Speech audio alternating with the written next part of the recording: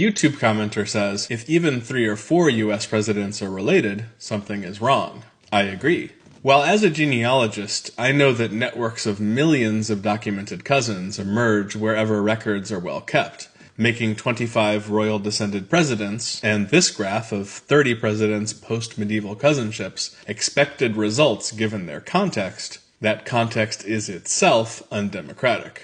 Dense records are strongly correlated with proximity to the imperial core, and the higher social rank of those the system serves. In other words, documentable presidential relatedness results from the ordinary maldistribution of social capital along lines of kinship, real and fictive, in hierarchies of power where that social capital is the currency. It's not just that the records of the ancestors of the powerful get more thoroughly researched, although that's a factor in publicity. Recorded medieval ancestry, by its nature, accrues only to people who have at least one line continually considered important enough to be recorded since medieval times, and does not occur for people whose every brick wall is mortared with feudal and colonial violence. It's not a bloodline conspiracy, it's race and class.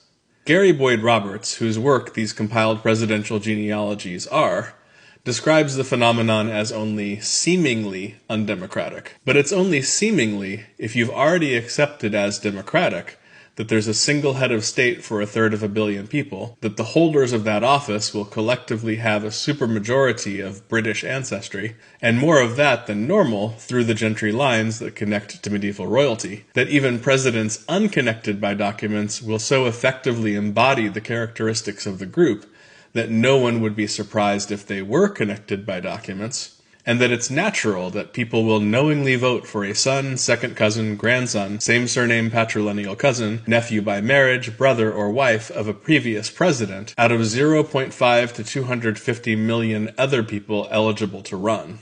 That's not conspiracy. It's gentrifiability with a twist of holdover love for dynasties. That's why Matt Baker of Useful Charts is wrong in this claim, which I'll stitch in part 2.